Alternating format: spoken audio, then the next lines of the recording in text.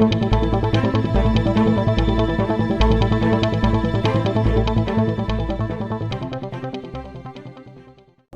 Media, आप देख रहे हैं गाइड न्यूज़। गाइड न्यूज़ में आप सबका स्वागत है। मैं हूं हनीफ शेख, फिर एक नई वीडियो के साथ मैं आपके सामने हाजिर हुआ हूं। आज बात करेंगे एजुकेशन के बारे में, किस तरीके से बच्चों की जो जिंदगी से खेला जा रहा है। ऐसा लगता है कि बच्चों का एजुकेशन कुछ नहीं है, क्योंकि कुछ बच्चे गरीब है, गरीब तबके के लोग हैं, जहां पर जिन बच्चों के पास एंड्रॉयड मोबाइल नहीं है, और जिन बच्चों के पास एंड्रॉयड मोबाइल है वहां पर नेटवर्क का कारण है, और नेटवर्क के बारे में प्रॉब्लम है, और उसके बाद में जो है उनके घरों में रिचार्ज करने के पैसे नहीं है, क्योंकि काम धंधे है नहीं। लॉकडाउन की वजह से जो काम धंधे जो ठप पड़े हुए, और जैसे ही सर उठाने का जो मौका आया तो उस वक्त फिर से लॉकडाउन लगा दिया गया। कई लोगों के पास पैसों की बड़ी किल्लत है। ये चक्कर में कई लोगों ने जो है एजुकेशन के बारे में आवाज उठाई, और बच्चों के फ्यूचर के बारे में कुछ, जैसे छोटे बच्चे हैं, जैसे फर्स्ट से लेके 7 तक के जो बच्चे हैं, उनके जो प्रॉब्लम्स है उसके बारे में हम बात करेंगे। और यही एक मुद्दा जो है, मैंने देखा कि एक यूपी के एक सर है, उन्होंने ये मुद्दा उठाया। उन्होंने कितनी अच्छी बात कही, मैं आपको इस वीडियो में दिखाऊंगा। आप देखिए ये वीडियो पहले, फिर उसके बाद में आप फैसला कीजिए कि आपको क्या करना है, और कमेंट जरूर करके बताना कि हमारे बच्चों का एजुकेशन क्या है और हमारे बच्चों की जिंदगी क्या है। और सुनिए ये वीडियो और देखिए इसको गौर से, और इसके ऊपर कुछ विचार करिए और कमेंट करिए। देखिए इस वीडियो को। आप सब बच्चों को एक सूचना बताया जा रहा है, और आज 23 मार्च है ना। तो भारत सरकार का तुगलकी फरमान जारी हुआ है कि आप सब बच्चों का विद्यालय फिर बंद किया जा रहा है, क्योंकि कोरोना बढ़ रहा है।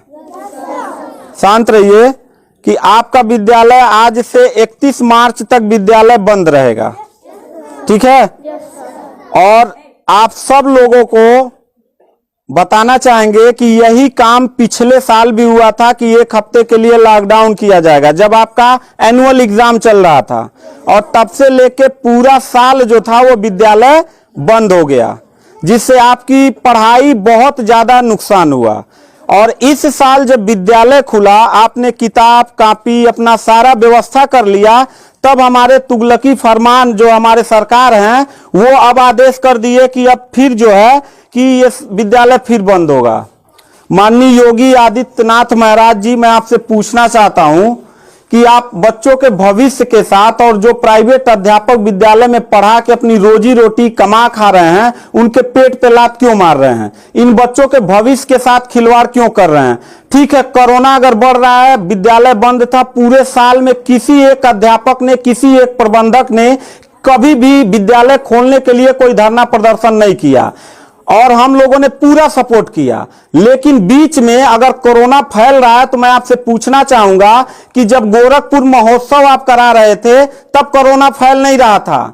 जब आप आके यहाँ पे इलाहाबाद के प्रयागराज में कुंभ का मेला लगवा रहे थे, तब कोरोना नहीं फैल रहा था, जहां पे करोड़ों लोग स्नान करने गए। और अभी हरिद्वार में महाकुंभ का आयोजन आप करवा रहे हैं, तब कोरोना नहीं फैल रहा है। बिहार में चुनाव हो रहा है, तब कोरोना नहीं फैल रहा है। और विद्यालय जो बच्चों का सबसे देश की रीढ़ की हड्डी होते हैं, जिनकी बुनियादी शिक्षा, प्रारंभिक शिक्षा आप बिल्कुल बर्बाद कर दिए हैं पिछले 2 साल से, और अब जाके फिर लॉकडाउन आप लगा रहे हैं। तो आपसे पूछना चाहेंगे कि बच्चों के भविष्य के साथ आप मैच क्यों खेल रहे हैं?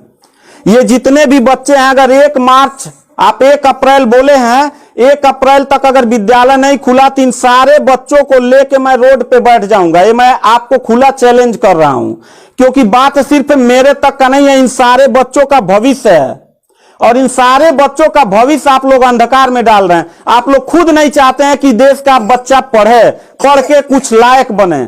आप लोग अपना, जब रैली निकालना रहेगा, चुनाव रहेगा, तो कोरोना आपके पास नहीं रहता है, और जब आपको लगेगा कि आपके विपक्ष में लोग खड़े हो रहे हैं, तो आप कोरोना का ड्रामा करा के विद्यालय को सबसे पहले आप बर्बाद कर रहे हैं। आप बताइए, विद्यालय में, आप गोरखपुर जिले में 193 लोगों ने अपने विद्यालय की मान्यता निरस्त करा लिया। जानते हैं क्यों? महंत योगी आदित्यनाथ जी, क्योंकि वो लीज पे चलाते थे, और उनका भाड़ा हुआ करता था 40,000 45,000 रुपया मंथली हुआ करता था। वो भाड़ा न चुकाने के वजह से, चूंकि मालिक को भाड़ा चाहिए, उन लोगों ने अपनी मान्यता निरस्त करा दिया। और सरकारी जो स्कूल है उनकी हालत तो पहले से मतलब खस्ता हो चुकी है। तो ऐसे कंडीशन में गार्जियन करे तो क्या करे, और हम अध्यापक करे तो क्या करें। ये जितने भी 16-17 स्टाफ हैं, इन सब लोगों की रोजी रोटी चलती है इन बच्चों के और इस विद्यालय के संस्था से। आप लोग हमारे पेट पे प्रहार कर रहे हैं, हम लोगों के व्यवसाय से प्रहार कर रहे हैं। अगर आपको लग रहा है कोरोना है, ठीक है, विद्यालय बंद कर दीजिए, तो आप ये भी अपने नियत को साफ करिए कि कुंभ का जो मेला महाकुंभ का लगवाने वाले हैं उसको भी कैंसिल कर दीजिए, और जो गोरखपुर महोत्सव और गोरखनाथ का मेला लगवा के आप ड्रामा करवा रहे हैं वो भी बंद करवाइए। यानी आप खुद नियम का पहले फॉलो करिए, हम लोग नियम को फॉलो करने के लिए तैयार हैं। अगर लास्ट में जाते जाते यही कहेंगे, इन बच्चों को चेहरों को देखिए, इनके माता पिता ने सारे बच्चों का, किनका मोबाइल बज रहा है, साइलेंट कर लीजिएगा सर। इन सब बच्चों के माता पिता ने, बच्चों कितने लोगों ने आप किताब कापी अपना सारा कंप्लीट कर लिए हो? पता है एक एक बच्चों की किताब कापी 2-2 हजार रुपए की आती है। आप फिर लॉकडाउन लगा दिए, इनकी पूरी पढ़ाई बर्बाद हो गई। अब यानी आपने एक हफ्ते का लगाया है, आपकी नीयत पे तो मुझे 100% विश्वास है ही नहीं है कि आप करोगे क्या। आप पूरे साल पढ़ाई बर्बाद करोगे। हाथ नीचे करिए। अब ये बच्चे करेंगे क्या किताब, लेकिन के गार्जियन करेंगे क्या? हम लोगों ने पूरा कोऑपरेट किया सरकार को। जितना दिन लॉकडाउन लगा था उतना दिन का मैंने पूरे सभी विद्यालय के लोगों ने शुल्क माफ कर दिया, क्योंकि गार्जियन के ऊपर कोई लोड न पड़े। हम लोगों ने टीचरों को पेमेंट नहीं किया, क्योंकि हम लोगों ने जब फीस नहीं लिया तो पेमेंट कहां से करें। हम लोगों ने पूरा सरकार का साथ दिया, जितना हो सकता था सब लोगों ने साथ दिया। लेकिन अब इतनी कंडीशन होने के बाद, विद्यालय खुलने के बाद आप लोग विद्यालय बंद कर रहे हैं, ये बहुत ही गलत कर रहे हैं। और आपका पॉलिटिकल जो फंडामेंटल जिस पे आप चल रहे हैं कि जिन नियतों पे आपका बर्बाद होने वाला है, मैं लिख के आपको दे दूंगा कि अगर फिर से 1 अप्रैल के बाद, ठीक है, अगर 1 हफ्ते के रोकने के बाद कोरोना भाग जाता तो मतलब 1 हफ्ता आप बंद कर लीजिए, बिल्कुल हम लोग 1 हफ्ता नहीं पढ़ाई कराएंगे।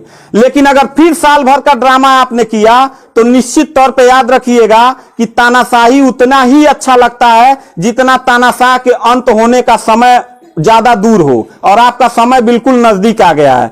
तो मैं उम्मीद करता हूं कि आप ये काम बिल्कुल मत करिएगा। 1 अप्रैल के बाद अगर विद्यालय फिर से आप बढ़ाएंगे तो इन सब चेहरों को देख लीजिए, और इनके गार्जियन को लेके, अपने पूरे स्टाफ को लेके जिले से लेके मैं प्रदेश लेवल तक धरने पे बैठूंगा। इस बात को याद रखिएगा, क्योंकि सवाल यहां सिर्फ मेरे रोजगार का नहीं है, मेरे जितने सहपाठी और जितने मेरे कर्मचारी लोग हैं और इन बच्चों के पढ़ाई का भविष्य का सवाल है।